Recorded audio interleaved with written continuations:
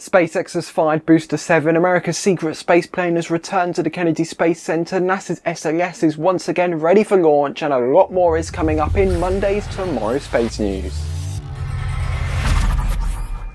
Before we get into all of that goodness though, let's start off the week with a trip to South Texas, specifically Starbase Boca Chica. The theme of this week was definitely testing, which we can see with a liquid oxygen tank cryogenic proof test of Booster 7. The biggest Starbase update this week, however, would be the smooth destacking of Ship 24 and Booster 7. After being hooked up by the chopsticks, S-24 was returned to planet Earth below. After completing an ambient temperature pressure test, ship number 25 was removed from the suborbital pad, which nowadays is just used as a test stand, and placed onto a transport stand. Shortly after, it was rolled to the production site, presumably for the installation of 3 sea-level Raptors and 3 vacuum-optimised Raptors. Once Pad B had been freed up, Ship 24 was taken over and placed onto the mount. Once Booster 7 was left to its own devices, a spin prime test of multiple engines was conducted. We were hoping for a static fire, and there's a good chance that SpaceX could have just aborted at the last minute. Booster 7 did deliver on Monday, however, igniting multiple Raptors for a respectable amount of time. During editing, Elon Musk confirmed on Twitter that 14 Raptor 2 engines had been ignited, doubling SpaceX's total from their last static fire, which was just 7. And what do we have here? During the delivery on the right of your picture, the main door on the payload integration facility at Starbase was left wide open, allowing NSF's Chris Kay to get this shot of a stack of Starlink V2 satellites. You can see just how huge they are compared to the people conveniently placed there for scale. And speaking of Starlink, the UK's communications regulator, Ofcom, has given SpaceX permission to expand the performance of the Starlink network in the country by allowing them to operate 6 more gateways, which are the ground stations that link to the Starlink network. These will bring the total to 9, which will reduce the average distance between customers and the gateways. At SpaceX's McGregor engine testing facility, many long-duration Raptor firings have been caught over the past week, most notably including this 5-minute Raptor vacuum burn. This is significant because this is roughly the amount of time required to perform a Starship orbital insertion burn. We've also seen a 1-minute and 50-second test, a 2-minute and 20-second test, and a 3-minute and 40-second test. According to The Information's Becky Peterson, SpaceX President Gwen Shotwell is taking the reins at Starbase, overseeing everything happening at their private spaceports. Now that Elon Musk is busy over at Twitter, it does make sense for number 2 to take over the job of number 1 for the time being. Bloomberg has also reported another change in leadership at Starbase, with Tesla's now former head of Austin Gigafactory production, Omid Ashfar, being given the new title of SpaceX's Vice President of Starship production. It'll certainly be interesting to see if these switches at the top have any impact at the velocity and efficiency of the Starship program. NASA's Space Launch System has survived Hurricane Nicole, although, quote, very minor damage was found during initial inspections by NASA. The Associate Administrator for Exploration Systems Development, Jim Free, tweeted that using the launch pad engineering cameras, no major damage was spotted.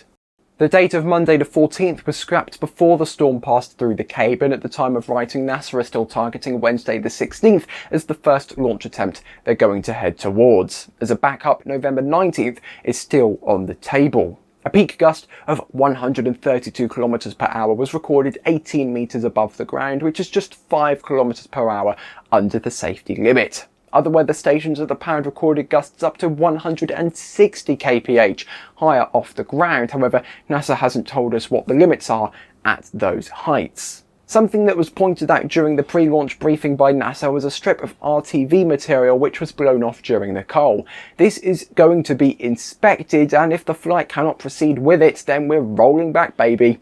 If the flight can proceed, however, we'll still go for Wednesday.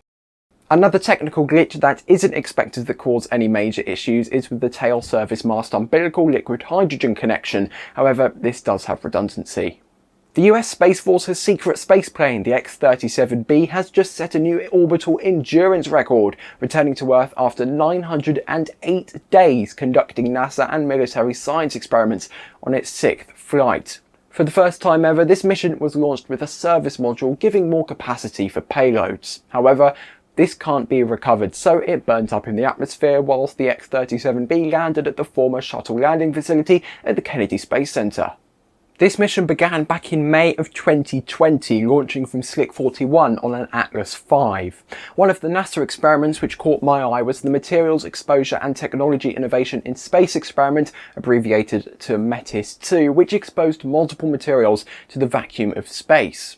The results of this experiment will then allow NASA to better calibrate their ground models, giving them a better understanding on how the materials will behave in space. If you're keeping track, here are the incredible stats of this vehicle. It has now spent 3,774 days in space, travelling over 2 billion kilometres around the Earth. That's billion with a B. The latest mission, OTV-6, beat OTV-5's endurance record of 780 days by 128 days, which is quite the feat.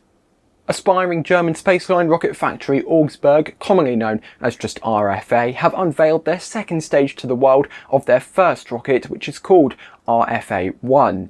And this isn't a Pathfinder, this is the second stage they want to fly into space. If it looks a bit odd, that's because the engine currently installed, known as the Helix, isn't a vacuum optimized version, it's a sea-level version. After the test campaign, which is coming up for this stage, is completed, the vacuum engine will be installed before the flight, which is heavily speculated to be commencing from Saxrud Spaceport on the tip of Shetland in Q4 of 2023. Just like with their previous testing regimes, RFA will be driving up to the Swedish Space Corporation's facilities in northern Sweden, where they'll be pushing their second stage to its limits over the next 6 months.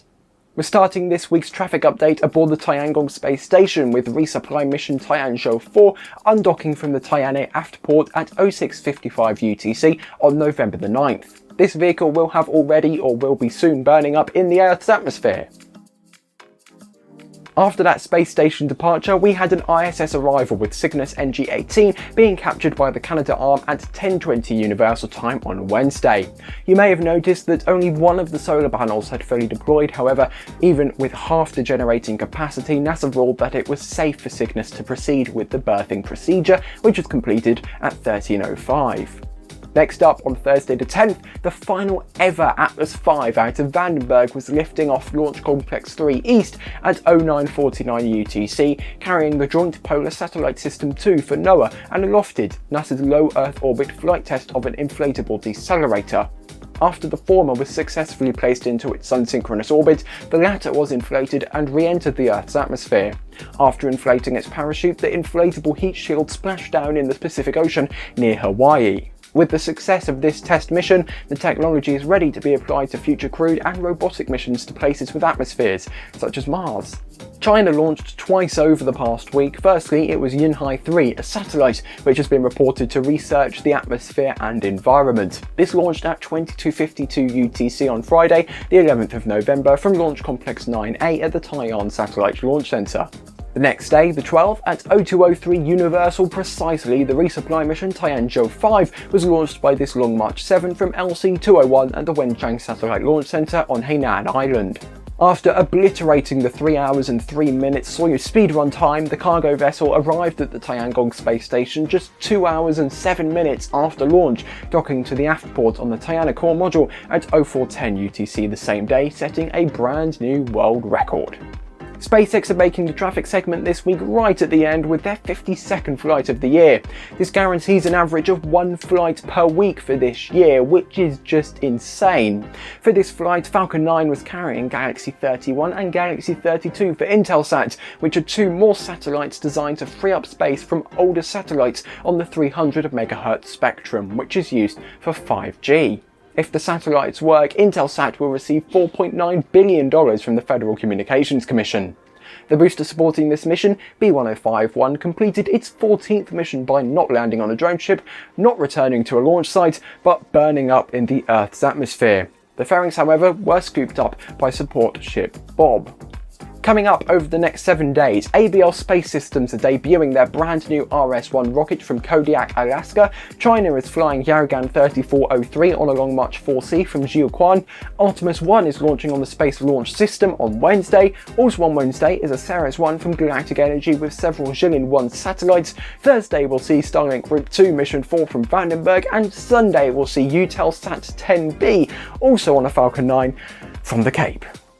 Before we end up the show, and as I catch my breath, thank you to all of the citizens of tomorrow who helped to keep the lights on aboard Station 204. In return for their kindness, these lovely folks get access to Space News scripts as they're being written, our members only post live show hangouts, and much more. If you want to, and only if you want to, you can head to join.tmro.tv or the join button below. So what's coming up this week on Tomorrow? Hopefully Talitha will be back on Wednesday with more weather. At least me and Jared will return on Friday for a live show, and then I'll return on Monday with more news. Thanks for watching today's show, and goodbye.